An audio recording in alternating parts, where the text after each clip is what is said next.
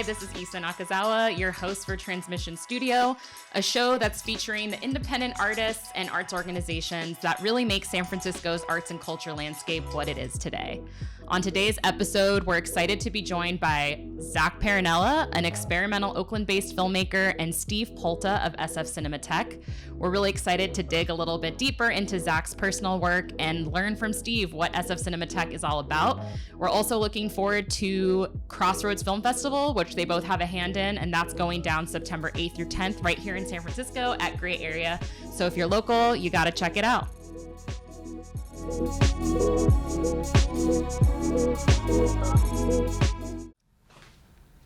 Zack, thank you so much for joining us and being in the studio to talk a little bit today. Yeah, super happy to be here. Thanks for having me. Yeah, cool. Just to start off, for folks who don't know you and your work, can you tell us a little bit about your filmmaking practice and a little of the origin backstory? Yeah, so I make films pretty much these days predominantly on film, like 16 millimeter film for the most part, some Super 8. But yeah, I make films kind of under the kind of broad category of experimental film, which kind of is generally just, I don't know, film that is like non-narrative. And also like, I think another great word to describe is like personal cinema, because basically most of the films that filmmakers that are kind of like contemporaries of me and such are like making films by themselves. There are collaborations that happen, but that's kind of a big part of it is personal cinema. So, but yeah, I make like I'm always working on films, and a lot of them are either part of what we call like single channel, which is just like a single film that is just like one projector projecting film, or expanded cinema, which is like performance cinema, where you have maybe multiple projectors projecting loops, like all kinds of things, but there's like a live component to like the film. So that's awesome. Yeah, that's helpful context. Yeah, totally. And so go ahead. No, I think I'm always curious how people personally define experimental, because I think loosely for people outside of film, I feel like there's like a really specific idea aesthetically in people's minds. So I like to hear from actual makers like how they define it. Yeah, totally. Yeah, I think kind of in that world, and I think it's funny because people have been making films, and for in this kind of like genre for almost like 100 years or whatever. So it's like all the experimental stuff kind of has already been like tried at some point or another. So it's really like, everything, it's just kind of like continuing within that path, but nothing is like, I don't know, maybe certain things are, but I don't know how much stuff is like truly experimental at this point, But I do think it's a helpful signal around the narrative piece. Like, don't expect like the hero's arc or like certain kind of conventions to be applied in this film. Yeah. It's like a helpful wink to the audience. Yeah, totally. I really loved your description in your bio around like centering films around dissonance and decay that are sometimes anxious and sometimes lighthearted. Can you speak a little bit to like the dissonance and decay themes in your work?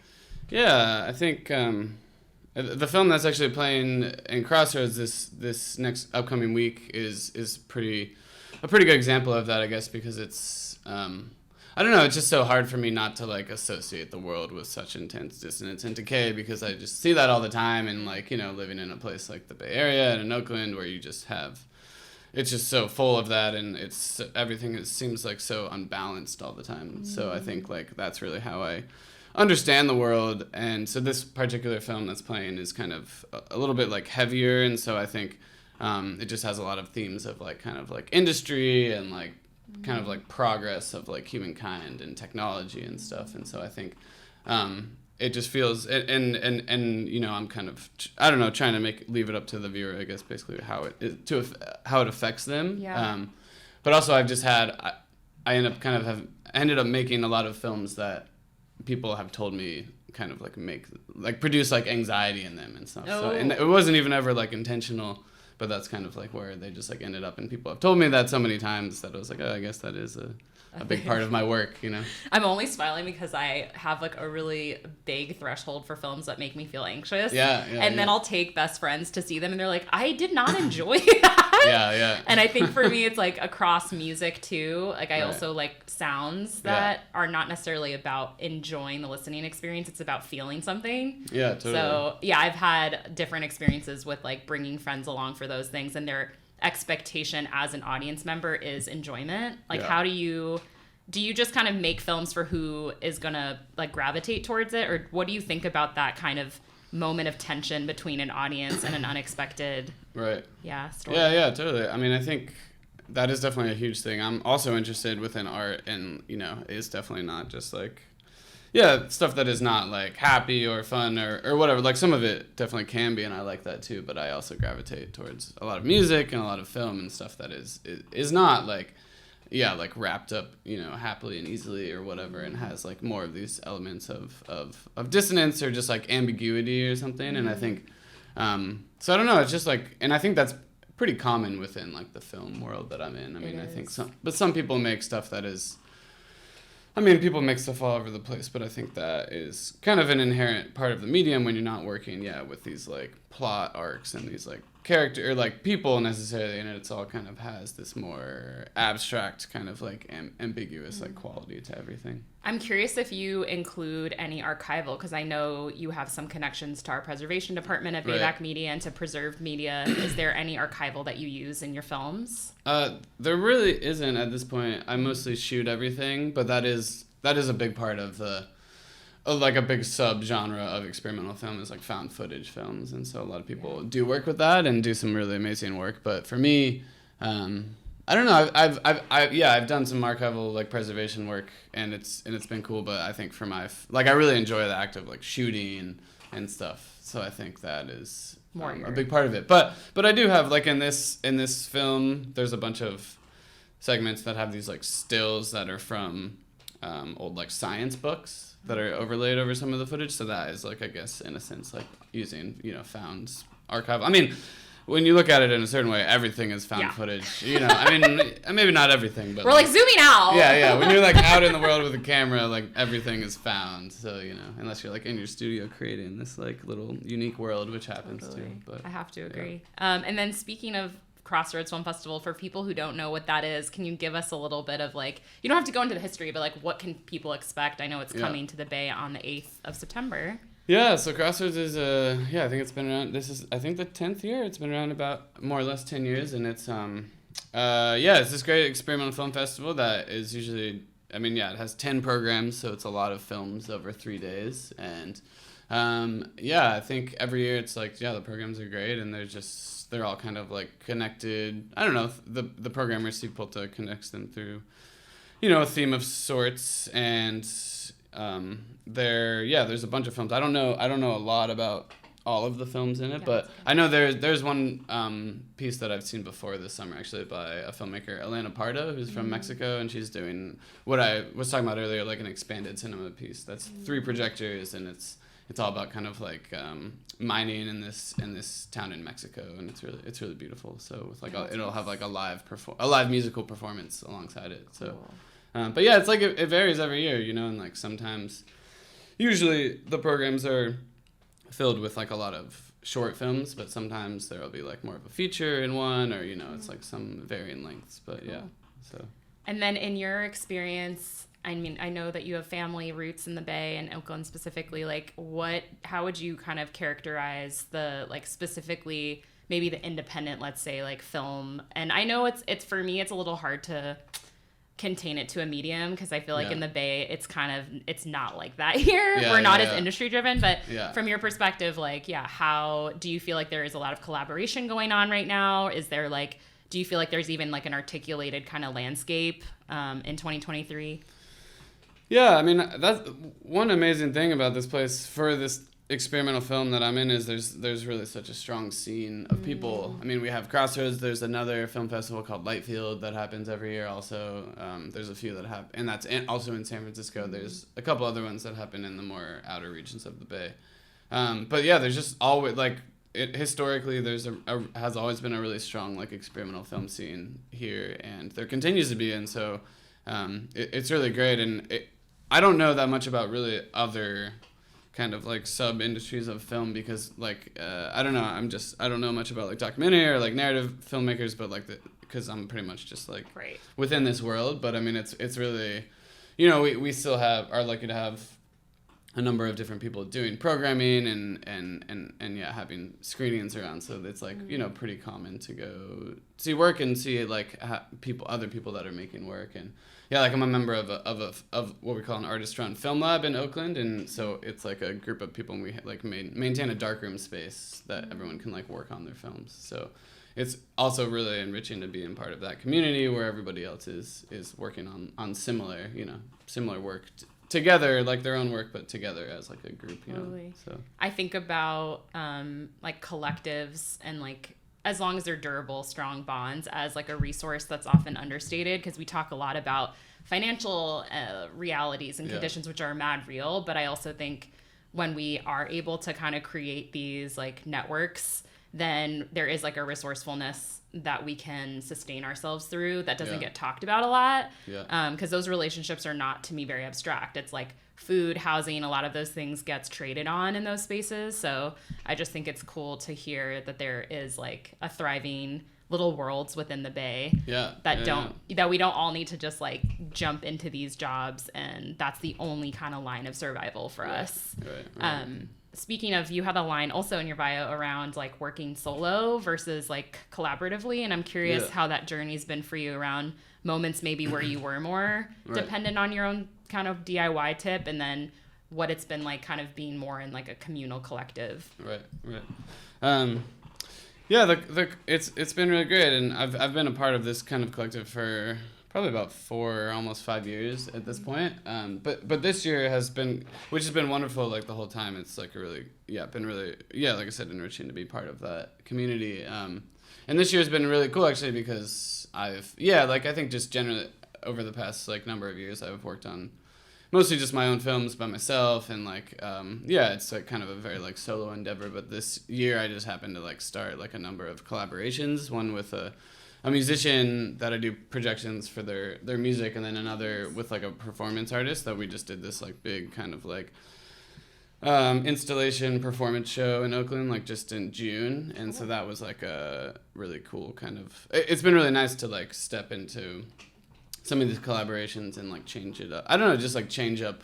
It's just so different than just like when I'm like working on everything by myself, and then to have like somebody else's input and somebody else's like talent, skills, and interests and everything to like kind of work together with is really amazing. So it's been really nice, you know. So I think that's having those moments of being with other people is so helpful to everything about continuing to work on art and having reason and inspiration and everything. So are you someone, I know it's a personal question, but are you someone who has like a lot of different gigs to sustain yourself? Or, because I know I'm just contradicting myself, but the Bay is like exceptionally expensive right now. Yeah. And so I am curious, like, how do you find the creativity or the ways to manage all of that? Right.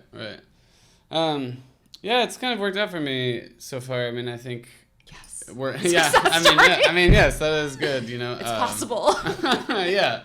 And I think the thing with making films like this is there's basically like no money really in them anyways. I mean, I spend a lot of money because like working with film, the material is like super expensive, and so it's just like, you know, I mean, I get paid like marginally for screenings and stuff, but it's nothing substantial. So I think I've just basically kind of just like had to just separate it and be like that. The film I work on is just gonna be for like it's a hobby basically or whatever, and then like I'm just gonna have work. And so since I've been here, which is about 6 years in the Bay, I've kind of just like always kind of like just like bounced between like little gigs and always been like trying to keep time like available to work on films. And so these days I started working for myself doing construction, like building and stuff. So that's been like a really nice kind of combo of things that allows me to like make space when I need it, and is able to kind of like fund all the work I want to do. So. Nice. Yeah, I'm always fascinated by how people make choices around, also it's like an emotional mental space that you need to hold open for your work. And so sometimes a lot of my friends in film have like construction or jobs that they work with their hands. Yeah. So it's not just like direct service work or work where they're also like they're coming to their creativity with really a lot of depletion. Yeah. So that's cool. Yeah. And I'm curious, I know you said around 6 years, but like what would you say keeps you here in the Bay? Like why the Bay Area? Yeah, I think, I mean, having sculpted this kind of like situation for myself, it really kind of like fits well here. And I think, I mean, being part, like the kind of like film community that is here is like quite a, I don't know, seemingly like unique community. Yeah. So and you know, I know a decent amount about other places, but it's just like, and being a part of this film lab and all this stuff is like it's just like a very nice structure to have here. So I think it makes it worth it, you know, with like the difficulty it is to continue to live here and stuff. It having that is all really, really nice, you know. So yeah.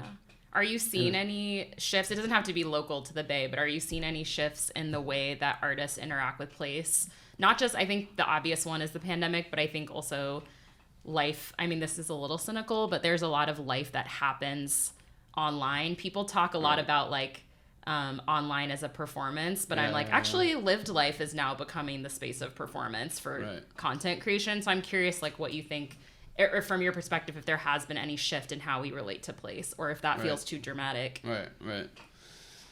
Yeah, I don't know. I've never been like super engrossed. I mean, we all are, whatever, within the online kind of like world, and I've always been like more peripheral. Yeah, for sure, and more interested in place. And I think, and I mean, that's such a fundamental part of this work is like you need a room to project. Like everything I make is projected on a film projector, pretty much. So like that has to be in a space, and obviously there are ways to watch it through a computer, but it's like, you know, it needs, that's the best situation. So it just kind of makes it really, I don't know. That's just like how I think about things. And I try to like be away from like, I don't know, like be invested in place as much as I can, you know? So, but yeah, it's always hard. I mean, you know, it's like the online world, and I don't even really have social media, and I don't really do much of that, but even without it, it's still like everywhere, and you sense it. But I think, I don't know, there's been kind of there's been a decent, I don't know, there's a lot of nice spaces that people are still really liking to inhabit, and I think I don't know if there'd been like a return to them or something, but yeah, obviously getting through the pandemic and coming here, it's like people definitely really like having spaces to go to, I think, even with all the online presence that's happening. So I think it's cool to think of like the ways of being or the ways we practice as political or as like choices that we're making around how we relate to place in our practice. So I think it's really nice to be able to like have this conversation and have people understand the different options, because I think unless you're exposed to like this specific type of film, not just making it but also experiencing it, it feels like a lot of people's sense of film is just like AMC theater, or you know, there's more of a narrow you know, field. Do you find that there's like diversity in the like independent or experimental film scene? Yeah, I mean, I think so. It's just, you know, it's hard because it is hard to, I mean, as important as these spaces are, it's still hard to like find them. And it is. It's like, after moving here, I'd seen, you know, or upon moving here, I've seen so many spaces close or like, you know, whatever. Just it seems like it's happening all the time, and it's been happening all the time. And so I think there is like, for as, you know, as much as we're able to like create of it, you know, I think it's just hard because it's just hard. There's just it takes money to do everything, and having space is a lot, so it just prevents a lot of people, and that, you know, I don't know, like, it's just a constant struggle, you know. So what would be like your recommendation for someone who like wants to get into something but maybe doesn't have like hella money, but like something kind of smaller DIY they could start with? I don't know, I mean, you just gotta do it, you know. I don't know, it's just like I don't really know what any good advice is, but it's like if you really, I don't know, I do believe if you care about something, you'll like find a way, and there's always a space or some people or some resources or something, like there's always a way to do it. And but it, you know, it can be tough. I think you just really have to, like, I think if you're just like, if you really believe in what you're doing and have a good like motivation around it, I think you'll figure out a way, you know. So I agree. But it can be tough, like it really can be, you know. But for right now, let's just say. Dig in and do it. Yes. And then can you plug Crossroads for folks? Like if they want to, it's coming up, like if they want to see it, what's the best way? Is it all in person? Is there It's all in person. So it's September 8th through 10th, I believe, next Friday through Sunday, and it's all at Gray Area on Mission Street. And so there's basically 10 programs. I think there's maybe like 2 on Friday, 4 on Saturday, 4 on Sunday. Nice. The program my film is showing is the final program, which is Sunday night, I think at 8 or something. But yeah, it's just, I mean, it's all in person and it's great, and it's just like, I think you should definitely come check it out if it sounds interesting. It's nice. There'll be a lot of good work there, and yeah, a lot of people show up for it. So cool, we'll be there. Yeah. Awesome. And then if they want to stay in touch with your personal work, do you have like a website or any plug? I don't. I'm kind of just come find Zack. Yeah. You just gotta keep your eye out for my name to appear somewhere. I love that. Yeah. No, it's something I've always thought about, but I just don't really have anything. So, but yeah, I think it's easy. I mean, this world is like accessible enough that it's people can find, and whatever, a quick search you can find people or whatever. So I agree, and I like that. Yeah, so I don't mind do the work. I don't mind that I don't have like a super strong like presence or online or whatever, like easy, because I think it's like, if you are interested, you can find a way or something. So yeah, that's the headline, I think. Yeah. If you're interested, find a way. Yeah. Find a way to meet Zack. Well, thank you so much for joining us, and we're excited to see your film at CROSSROADS. Yeah, awesome. Thank you so much for having me. It's been great. Thank you.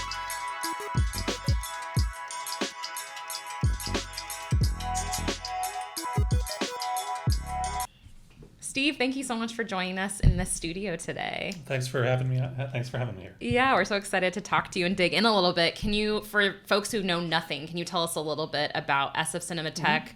What do you do? What's your mission? But also maybe a little bit about the origin story. Mm-hmm. Sure. Well, San Francisco Cinematheque is an organization that's existed in the Bay Area since 1961. So that makes us, 62 years old this year. We were actually founded by the filmmaker Bruce Bailey in a small community in the East Bay Hills, east of Oakland, in 1961. In a very casually, he started he put on a film show in his mom's front yard in this sort of pre-hippie rural community in Canyon in 1961, and it led to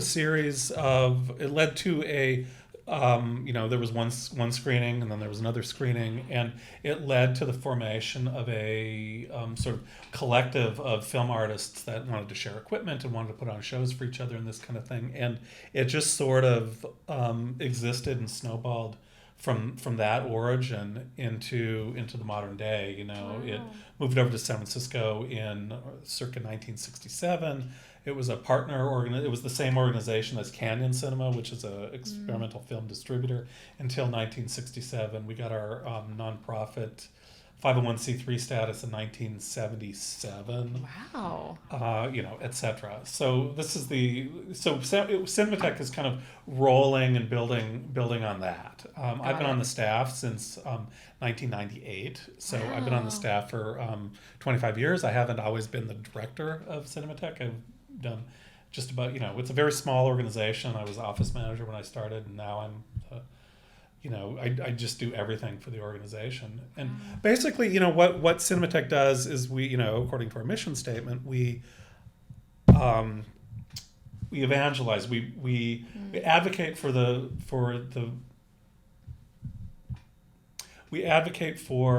non-commercial artist-made film across the broader cultural landscape. And largely what that means is we work in the field of what's called avant-garde or experimental film. It's sometimes called personal film or underground film or this kind of thing, but it's distinctly non-commercial. It's kind of like everything that falls between the cracks in between sort of narrative film and documentary film, and it's distinctly non-commercial, and it participates in the traditions of avant-garde and experimental film. We have a international focus, so we are, we've always been located in the Bay Area. We work with Bay Area artists, but we have an international scope, and we bring in filmmakers from around the world, and we show work from around the world in what we do. And we work in 3 basic areas. One is we do screenings. We do year-round screenings at venues around the Bay Area, and including CROSSROADS at Gray Area, and which also includes online programs now. Okay. And we also create publications. So I did a book this year on Craig Baldwin, a local filmmaker, Craig Baldwin, about 508-page book with over 50 Whoa. contributors on the legacy of the filmmaker and curator Craig Baldwin. Wow. And that was what we did this year. And we also do archives work. So we have an archive of historical material, and we support research on the field. And we are building a digital archive, and we opened a digital archive in 2021 as well. So these are the areas that we work in. That's such an expansive scope of work. So that's really exciting. I love that there is an international focus and a local focus. I think that's really critical in terms of making sure that our work and the artists, especially in the avant-garde tradition, that we're not just like narrowly focused on the United States, because I think that can really limit some of the like themes and ideas and breadth of even the like aesthetic. So I think that's really great. And I loved your definition of experimental. We were talking to Zack earlier, and he made a similar distinction or like qualifier of personal films. So I thought that was really great. And then you've been there 25 years. Like, what has made you stay and like motivated you to continue to be part of SF Cinematheque and even grow and deepen your role there? Oh, I love the field. I mean, I could say more about the field too, if you want to. And are you a filmmaker yourself? I have made films. I have a body of work. Amazing. I have an MFA in filmmaking from San Francisco Art Institute, and I do have a body of work, and I've shown my films around. I'm not super active as a filmmaker these days, but.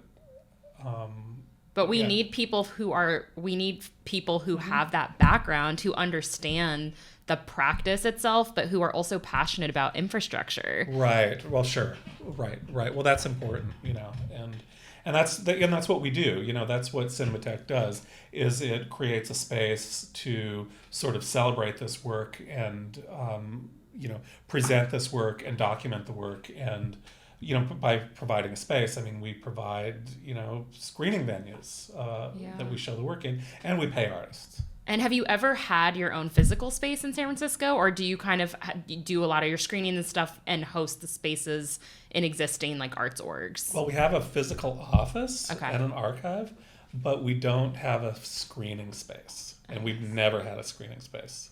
Is that intentional to like be able to have more? I feel like it gives us, yes, it's intentional. And I feel like it gives us a lot of freedom, a lot of flexibility.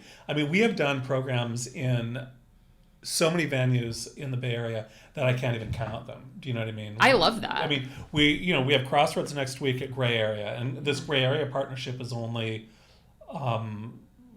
this is our second year at Gray Area. So this Gray Area relationship is only 2 years old. We had a long-term relationship with Yerba Buena Center for the Arts, which we don't have that relationship anymore. Yeah. We had a relationship with SF MoMA. We don't have that one anymore. Wow. But we've shown films at, Artist Television Access, Exploratorium. We've done work with BAVAC. We've done shows in art galleries. We've done shows in parks. We showed films at San Francisco Art Institute for 30 years. We've done shows at California College of the Arts. We've done shows at USF. We're doing a show at the 4-Star Theater on September 18th. Shout out. Yeah.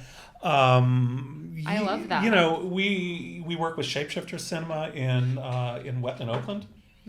Cool. Quite a bit. So we are very flexible, and we don't have to deal with the problems of running a space. Yeah. We don't have to pay high rents on spaces, but we partner with other organizations, and we're really who are really generous in letting us use their spaces. In a way, it feels a little bit ahead of its time, because now, at this show, we've been talking to a lot of both artists, like working independent artists, and also arts orgs around the moment we're in right now in San Francisco and the Bay, where we're like really our success and not our success, I don't really like that word, but like our sustainability is really about our interdependence as a field and our ability to support each other, whether that's through, hosting events in each other's spaces or amplifying each other's events. But like, we really need to be working intentionally together. That's not to say like gloss over any differences, but it's just to come together and really support one another. And so it feels almost like you've done that work and that relationship building, and you know what that's like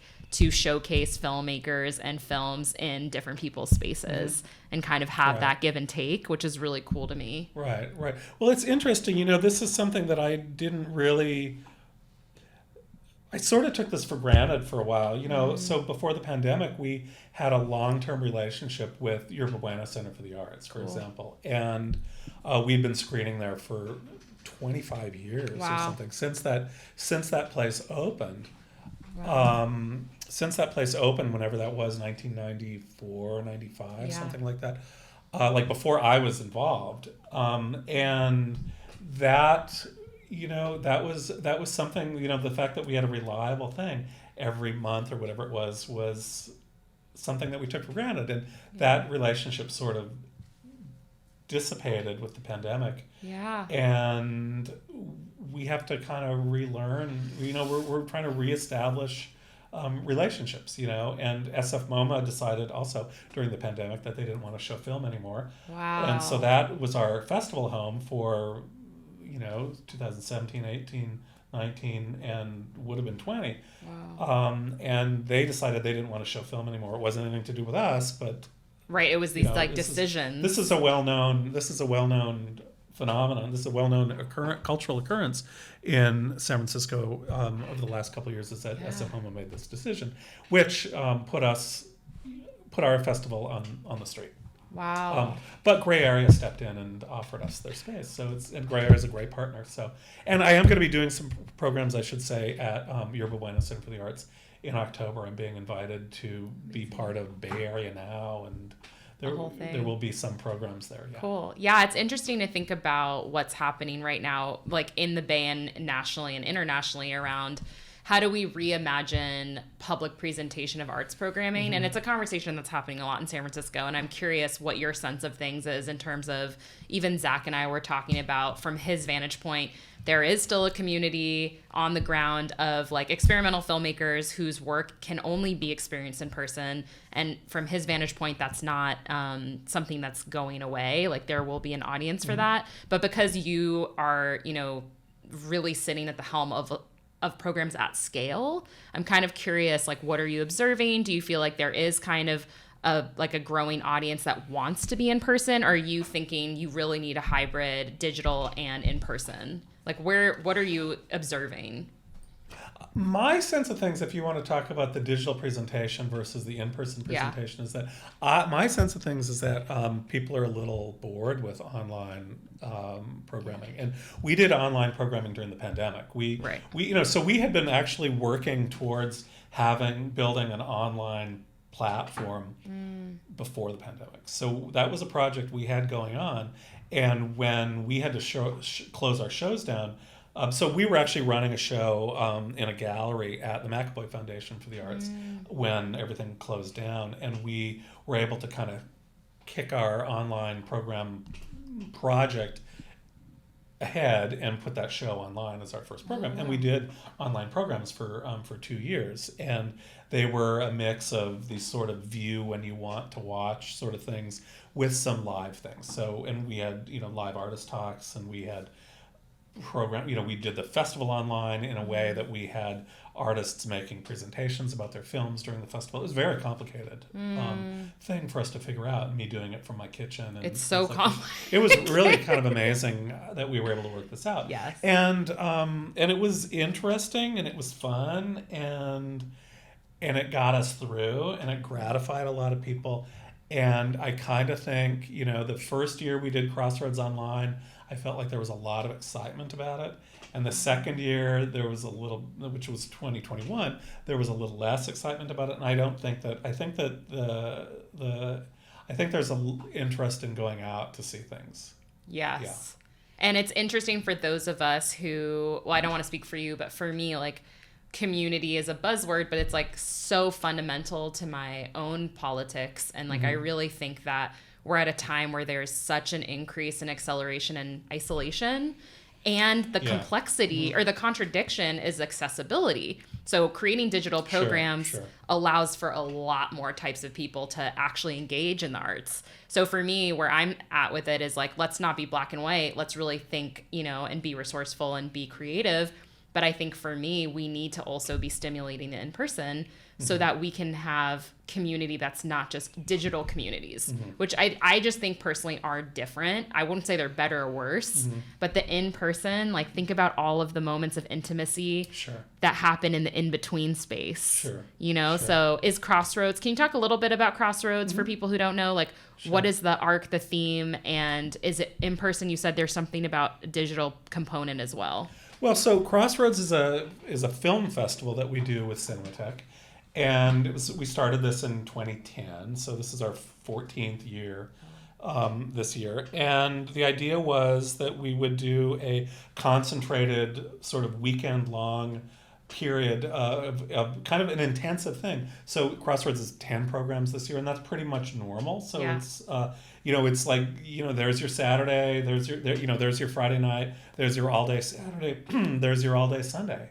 know.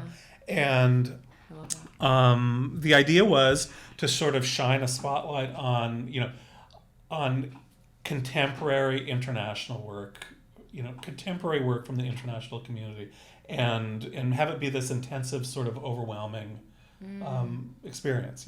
And the in-person thing about it, I mean, the point about this is that the work is really supposed to be experiential, and when we're talking about this kind of work, it's I wasn't clear earlier. We're talking about work that is very very visual and very much dependent on the bodily experience of time, and kind of being in sync with that which is being presented to you, being physically in sync with that which is being presented to you, reacting to it physiologically through your eyes and through your ears, and less about the intake of information. Okay. Oh, I love that. And I feel like the online space is really about information, and it's about knowing that stuff is there, and it really takes away from the experiential. So, and I know that this is going to be an online video that anyone can watch. This is very informationally based, and it is about information. Yeah. But it brings us away from something physical. And I know you were asking me about community and about meeting up with people and about like being able to engage with Zack, for example, or me at the screenings and this kind of thing. And that's a big part of it. When we were planning the online Crossroads, we went through this list. We made a list of like, what can a film festival provide, and it was a really expansive list, and it wasn't just about we can provide films, and we can, but the festival provides a travel, a reason to travel, whether you're coming from another part of the country or another part of the world to come to San Francisco to show your films or to attend, or if you were even just coming in from Oakland or something, and you have this sort of you have these chances for encounters. Yes. You have this sort of journey to get there. You've got the ambiance in the theater, you get with music playing and the slides, and I mean, this all sounds dumb, but it's not. No. It's not like something that you watch when you're when you're eating dinner or something. When you just put on to watch when you're eating dinner, and that was we just had this list of what did we lose and what did we gain and this kind of thing, and this idea about things being experiential is really important to me, because I know that one of your questions had to do with like trends in recent filmmaking, and I'm really there really is this sort of trend even in avant-garde or experimental filmmaking towards information and towards working with information and towards making work that's journalistic, and it's like this kind of thing where I'm going to tell you about a topic, and these are the things I'm going to say, and it's using words, and I want, and you can make space for other types of experience in theatrical presentations. Wow. Yeah, that's really resonating with me. I think I've been thinking a lot about how much I love preservation and archival, but then how I actually want to do a series on like really questioning all of the complexity within that, where history is not static, it's not fixed, it's always being remade again and again. And then also thinking to your point around like the experiential nature of the archive. Like it's not as linear as like something happened now we like take the archive. It's always like recontextualizing and reconstituting, which I think is really different than reimagining, which is a word people love saying. But like to reconstitute something is really to like break reality and like and weave it. And so I really think about how, yeah, I just love what you said about how do we like preserve the like sensual, the sensorial aspects and not make everything like extracted information and like compositions of these like fixed pieces of media and stitch them together. Like that's really different than what you're saying, which is like something's entangled and your body's interacting with it, you know? So I think that's such a beautiful quality to like preserve in the work that you're doing. Right. Well, I should say that I'm very interested in archives and in history and this too. And like I said, Cinematheque does have a research archive. We're trying to build it. Big pandemic projects. We're working on this archive. It's archive of like avant-garde experimental film, or what is it archiving? So what we have is material that documents the field, and a lot of it is physical paper material and books, and we have a lot of digital material too. But we don't know what to do with the digital stuff we have yet. But we're working on it. It's not an archive of films or videotapes. Got it. It's an archive of documentation about the field. So I've got 1,1700 artist files. So anybody that has ever screened with Cinematheque that we had cause to acquire or create a piece of paper has a folder that you may have one piece of paper in it, or it may be this many sheets of paper in it. Wow. We've got documentation of our own history that goes back to the 1960s, 1969 at least. So this and I think that and we and we've been digitizing it. We do have a small amount of this online. And one thing that is interesting one thing that's interesting to me though is working with historical material, but also keeping it alive and doing the screenings as live events is really a part of that. And there's also something that we do with the publications, which we did with this book on Craig Baldwin. So Craig Baldwin, Avant to Live, is the name of the book that we released in May of this year. 508 pages, over 50 contributors, which is really rich on historical information and a lot of personal testimonials and oral histories. And I think there's a lot to be said for that kind of thing. And what you're doing, interviewing me or interviewing Zack Parrinella or whatever, is getting accounts of the work kind of into the record as well, and not just this. Something that was interesting that I took from the Avant to Live project was the statement that Craig Baldwin made was that if you're going to be, the only way to understand a subculture is to participate in the subculture.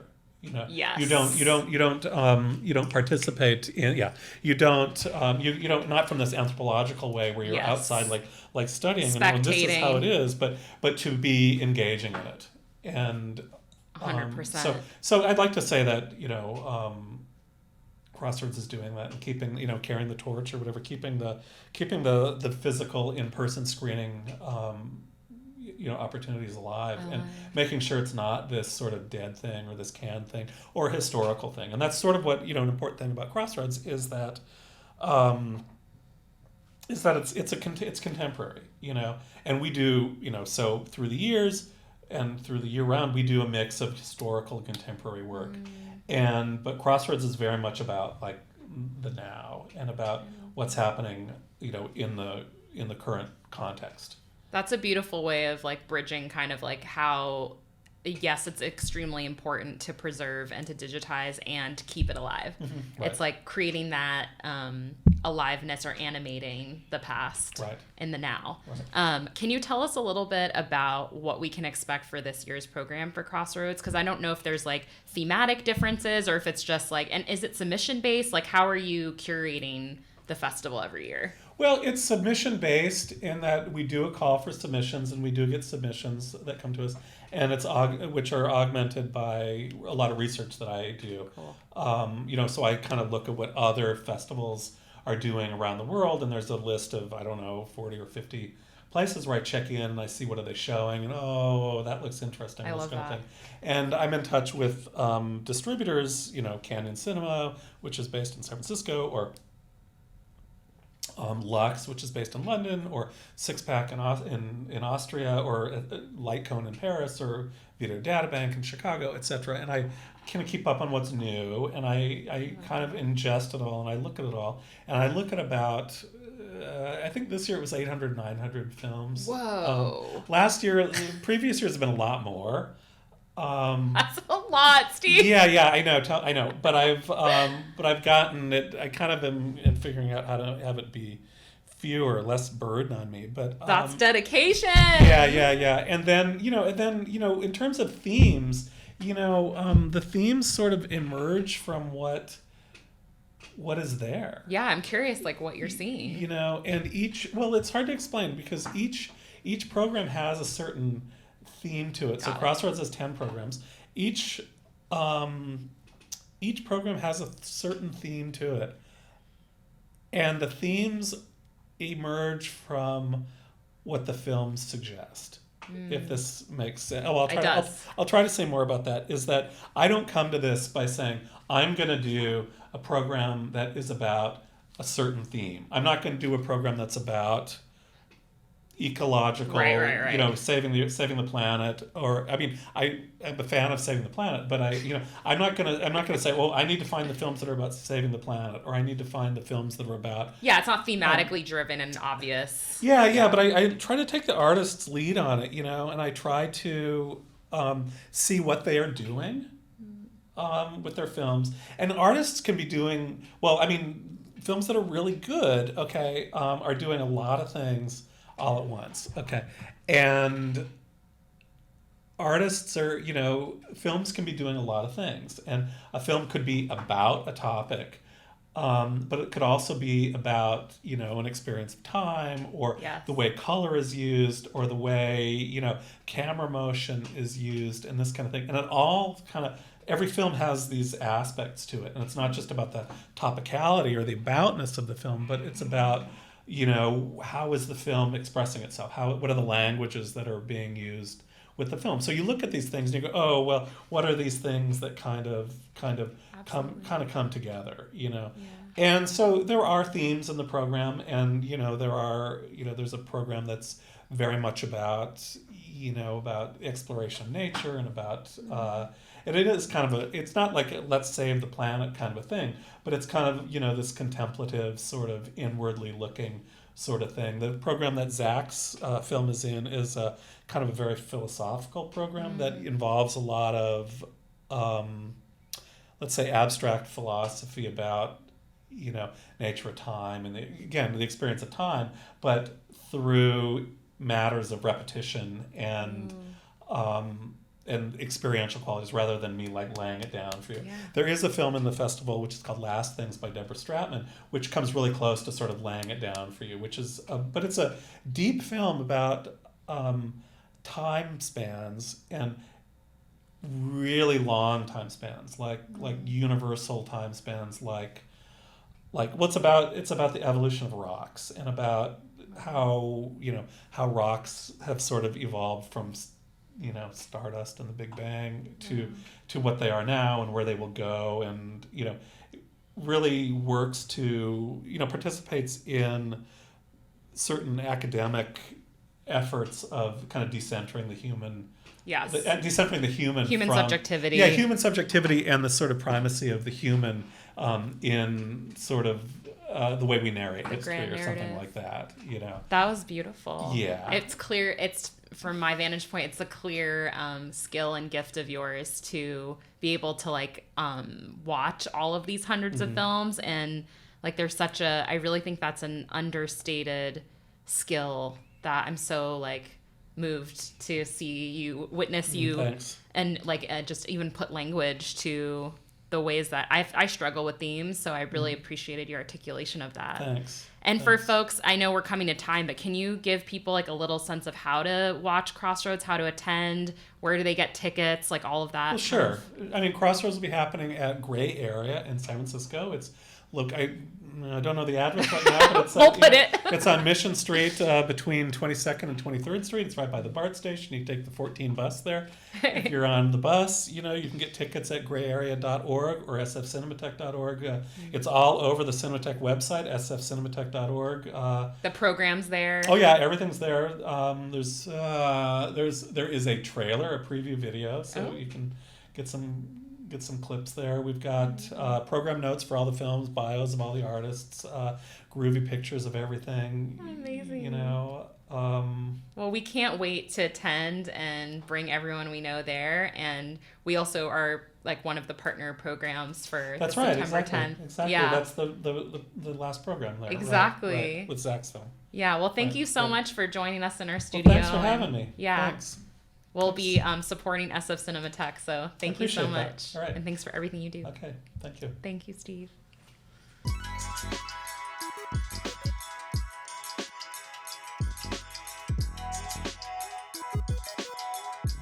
Thank you so much for tuning in to another episode of Transmission Studio. I hope you learned something new, and please check out CROSSROADS Film Festival coming to the Bay Area September 8th and 10th. You can go online to find tickets, and we're excited to see you there. Stay tuned for another episode of Transmission Studio coming soon.